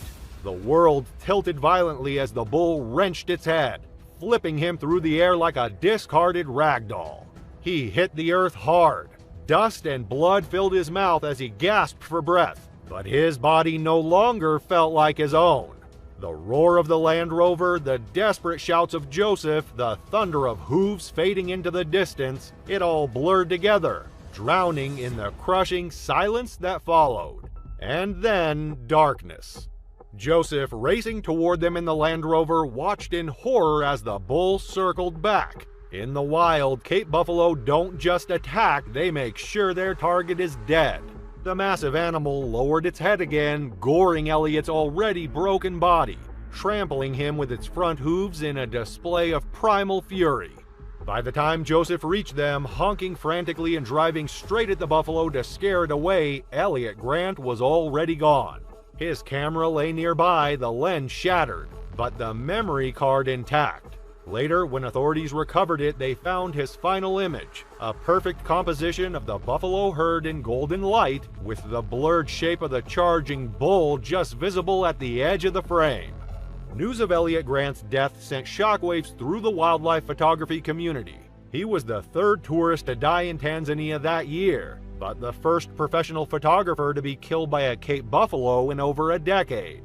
His daughters flew to Tanzania to retrieve their father's body and his final photographs, a bittersweet inheritance that captured both his extraordinary talent and the moment that led to his death.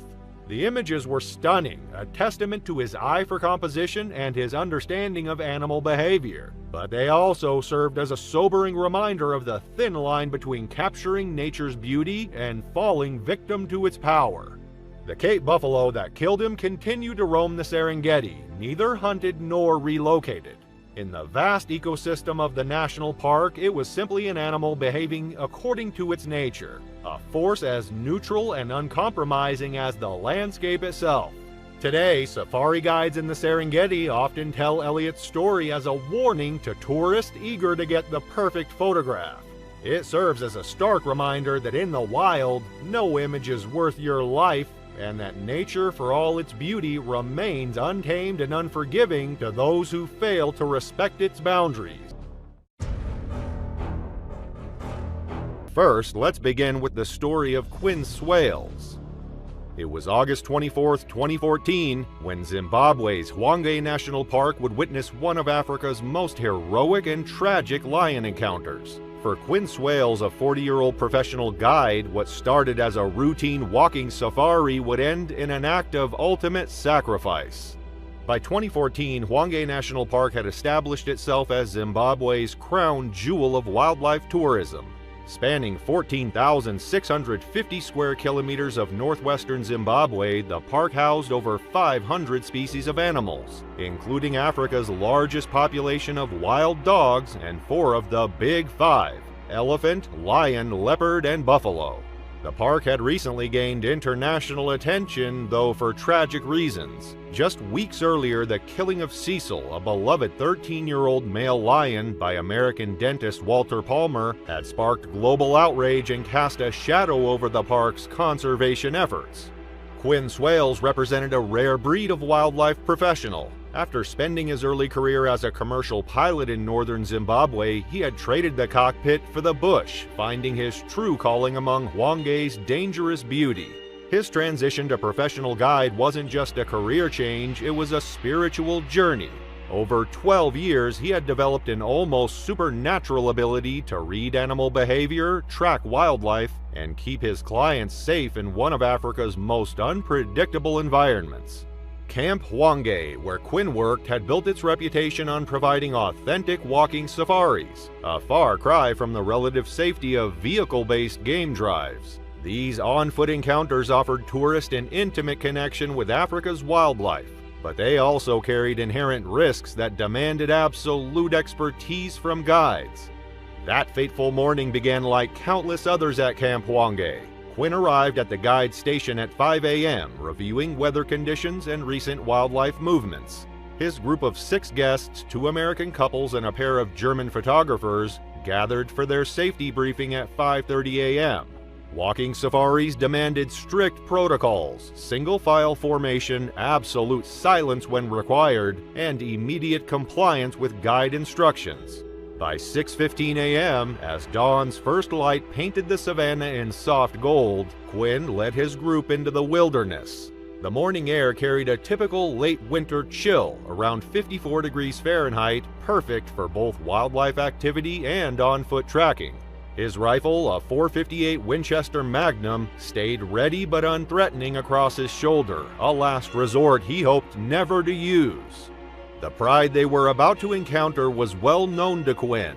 Led by Anaxa, a magnificent 8-year-old male, it consisted of 2 adult females and 2 cubs, approximately 4 months old. When male lions first appeared in Quinn's binoculars that morning, they represented everything lethal about Africa's apex predators. Adult males can weigh up to 225 kilograms, with muscles comprising 60% of their body mass, more than any other big cat. Their bite force exceeds 1,000 pounds per square inch, enough to crush a buffalo's skull. Most importantly, they're highly territorial, viewing any intrusion as a potential threat. At 6:45 a.m., Quinn spotted the first tracks. Fresh paw prints in the sandy soil told a clear story. The pride had passed through less than an hour earlier. His trained eye noted subtle details, the depth of the impressions indicating the lions were walking slowly, likely after a successful hunt. The tracks led toward a favorite resting spot, a slightly elevated area where the pride often lounged during early morning hours. The group moved with practiced precision. Quinn had positioned his clients perfectly, the morning sun behind them, wind in their faces to prevent their scent from reaching the pride. At 7:10 a.m., they first spotted the lions of the pride, approximately 100 meters away across an open savanna. The scene was picture perfect. Anaxa's massive frame stretched out on a termite mound, his dark mane backlit by the rising sun, while females and cubs lay scattered in the golden grass. What happened next would challenge everything Quinn knew about lion behavior. Anaxa's initial response seemed routine, a territorial display Quinn had witnessed dozens of times before. The lion rose slowly, his muscles rippling beneath his tawny coat, but something in his body language triggered Quinn's instincts. The lion's ears weren't just forward, they were pinned aggressively. His tail, usually relaxed during warning displays, was rigid with tension. At 7:15 a.m., Anaxa began his approach. Quinn immediately implemented standard safety protocols, positioning himself between the lion and his clients. His voice remained calm as he instructed the group to stand perfectly still. When the lion breached the 164 feet safety threshold, Quinn deployed his bear banger, a specialized noise deterrent that usually sent even the most curious lions retreating. For a moment, it seemed to work. Anaxa turned away, appearing to lose interest. The group maintained their position, hearts pounding but disciplined. Then, without warning, the lion spun and charged. The attack demonstrated the terrifying efficiency of Africa's apex predator. Anaxa covered 164 feet in less than 3 seconds, his 500-pound frame moving with explosive power. Quinn had no time to raise his rifle. Instead, he stood his ground, becoming a human shield between the charging lion and his clients. His last act was one of pure sacrifice. The impact was devastating. Anaxa's initial strike knocked Quinn backwards with the force of a speeding car. The lion's massive paws, each equipped with retractable claws designed for bringing down buffalo, struck Quinn's chest and shoulders. Within seconds, the predator's powerful jaws clamped down on Quinn's neck, a killing technique perfected over millions of years of evolution. The group's shouts echoed across the savanna as blood stained the golden grass. Park rangers monitoring the walking safari from a distant ridge immediately radioed for emergency support. But in Hwange's vast wilderness, help was precious minutes away. By the time the response team arrived at 7:45 a.m., Quinn had already succumbed to his injuries. Anaxa had retreated to his pride, leaving behind Zimbabwe's most experienced guide, lying lifeless just yards from the animals he had dedicated his life to protecting. The attack lasted precisely 47 seconds. After the initial strike and neck bite, Anaxa maintained his grip for nearly 30 seconds, his powerful jaws crushing with over 1,000 psi of force. The 6 clients, following their guide's earlier instructions, had retreated 60 feet back, maintaining formation despite their terror. 2 German photographers continued filming, footage that would later prove crucial to the investigation. At 7:23 a.m., Inoxa suddenly released Quinn, responding to the approaching sounds of the pride's cubs. The lion stood over Quinn's motionless body for several moments, a behavior experts later identified as territorial dominance display, before returning to his pride approximately 260 feet away. The emergency response mobilized rapidly but faced Hwange's challenging terrain. Head Ranger Thomas Moyo received the distress call at 7:24 a.m. Within 2 minutes, 3 emergency vehicles were dispatched across the park. A medical response team rushed from main camp, fighting their way across 11 miles of rugged terrain. A wildlife response unit deployed from Cinematella Station 7.5 miles to the north, while a helicopter medical unit lifted off from Victoria Falls, racing to cover the 56-mile distance. The clients, still maintaining their position, were evacuated by the first response vehicle at 7:38 a.m. Dr. Sarah Matthews, the park's chief medical officer, reached Quinn at 7:45 a.m. but could only confirm what the Rangers already knew. The combination of blood loss from the severed carotid artery and catastrophic spinal trauma had caused almost instantaneous death. The investigation revealed crucial details about the attack. Inoxa was a known pride male, wearing a tracking collar similar to the one Cecil had worn. The lion had been monitored by park authorities for years, though no previous aggressive incidents toward humans had been reported. Game cameras showed the pride had been in the area for several days, with 2 females, 2 males, and 2 cubs establishing their territory near popular walking safari routes. Quinn's death sparked intense debate about walking safari protocols across Zimbabwe's national parks. While the practice of on-foot game viewing had been a cornerstone of African tourism, this incident highlighted its inherent dangers. Camp Hwange temporarily suspended walking safaris while conducting a thorough review of their safety procedures. The park authorities faced a difficult decision regarding Inoxa. Unlike incidents involving problem animals or human settlements, this attack had occurred in the lion's natural territory during a sanctioned safari activity. The decision was made to leave the pride undisturbed, a recognition that wild animals, even those habituated to human presence, remain unpredictable. Today, Quinn Swale's legacy lives on through enhanced safety protocols and guide training across Zimbabwe. Thanks for watching. Curious for more? There's a video on your end screen right now.